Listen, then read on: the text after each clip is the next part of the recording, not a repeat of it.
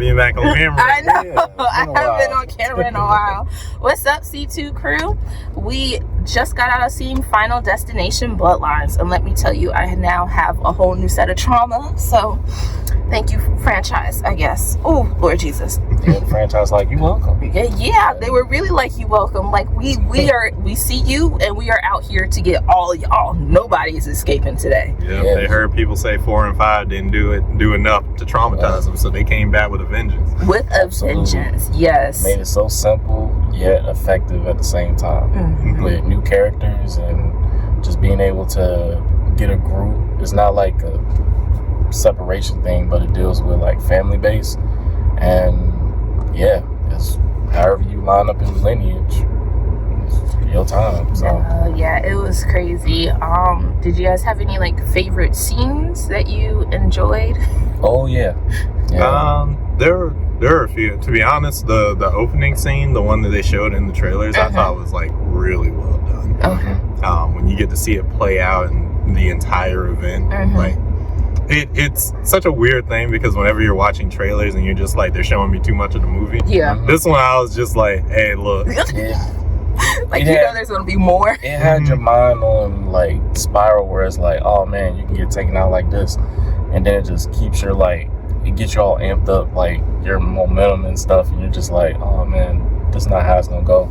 Then it completely gets you another way, and you're just like, oh shoot. And yeah, that's what happens. I like that this movie really it kept you wondering, where you're like, oh, it's gonna happen like this, but then next thing you know, something else happens. I like being able to see that, because you wouldn't want to see that something in the trailer, but kind of see the tropes from the franchise as a whole. Like, this thing's been going on for nearly a decade and some change. Yeah. And it just seems like the more and more the obstacles, there's a million ways to get taken out. So yeah, it just added more to the number. Yeah, it added a lot. I think as far as like creativity for how people got taken out was really spot on, because they outdid themselves with this movie. And based on what we've seen on in the past, you know, all the trauma.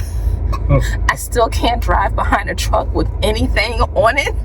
You know, like with those logs. My mind immediately goes to that scene in Final Destinations 2. Thank you, where they're right there with those logs, and I'm just like, oh no, I can't do this. So and like I said, I now have a whole new set of trauma, and I want to be careful because I can't.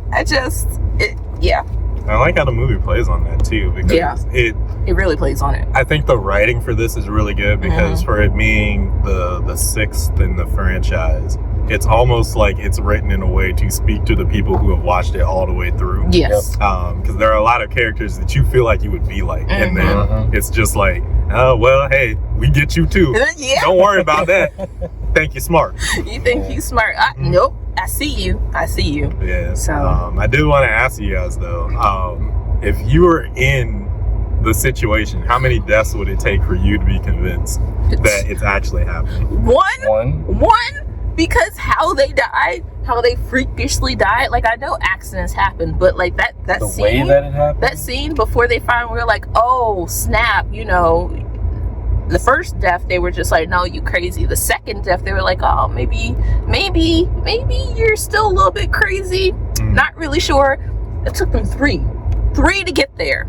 Well, I think that's that way because it's a little bit different in this one, where we had, because I'm assuming y'all have seen the trailer, so I don't even count this as a spoiler, but we have a survivor already. Yeah. So it's like, it is avoidable in their minds. And then the movie starts off with a bait and switch. Yes, it does. It's a hard bait and switch. It's a very hard bait and switch, so it's easy for the characters to be convinced that it's not actually happening. That's true. And then for it to come full circle, it's just like death is on a roll and he's getting his kill count up. He said, there's been too many people who've been trying to cheat me lately. I said, I can't. He said he can't. It's like, you gotta fulfill the order, and if you try to skip the order, it's gonna come back at you times worse. Yeah. So and this movie was released when? This week? Yep.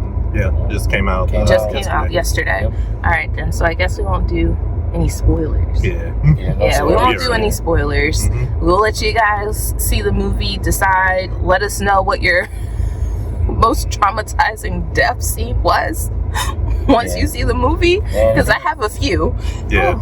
If you're a big fan of it, I think you'll really appreciate how they orchestrate this, because it keeps the cycle going, but it's just different ways how they keep the cycle going. But it also trains your mind that you're like, okay, something significant is going to occur, but it has you like thinking about any type of object that could be an effect. But when you see it for the first time, you're going to be like, oh, that's odd. And then realize, comes full circle, then you're like, yeah, you see how well orchestrated it is. But y'all will definitely appreciate this film if y'all a fan of the series. Yeah, it was well written out, and I enjoyed it. I really did. Now I have to go and watch a kid's show. What would you rate it? I will rate this as an 8. Yeah, I'm about there too. Yeah, I'll rate it as an 8. I'm not there as like a 9 or 10, just because of just some stupid things that happen. No, I get you. But I'm at an 8. It's a solid 8. It's a really good movie to see in theaters. Yeah. Yeah, most of the time I'm like, oh no, I'll just stream it. But this one was a good one to see in the theaters. And I like that it, I can't remember which it was supposed to be, but Final Destination was supposed to be like an episode of like X-Files or something like that back in the day. So it was supposed to be an anthology episode for that, and it was going to dive into like I guess a bit of lore that they still use, but it's not like they specifically use it for the movies. This feels more in line with that original intent for sure. Yeah, it does. So it really does. I think that's pretty cool. It so is. Solid 8 for me. Yeah, solid 8. What about you, JT? It was a solid 8. I would put it around an 8.5, but I think for, I guess, like kind of the midway part of it, I thought of like how certain characters would play an effect in it, where orchestrating it, where you definitely need the help of some of those, they kind of bypass, like they'll announce something and then you're like, what the world, how does he play an effect here? And then you never hear of the person again. So that's true, yeah, but overall it's a solid 8. If you're for the gore and just the wacky craziness of it, this is the movie for you. So yeah, solid 8 here. Well, thank you guys so much for watching. Feel free to tune in Thursdays around 7 p.m. Eastern Standard Time, round the dot. For the full Catered Chaos show. Try to get us to our first 1,000 as soon as we can, so that way I can show everyone on the couch from in Severance. We are so close. Severance. We were 88 away last I checked. So okay, cool. We're pretty close. Thank you guys so much for watching. We'll catch you in the next one with some more Catered Chaos. Bye.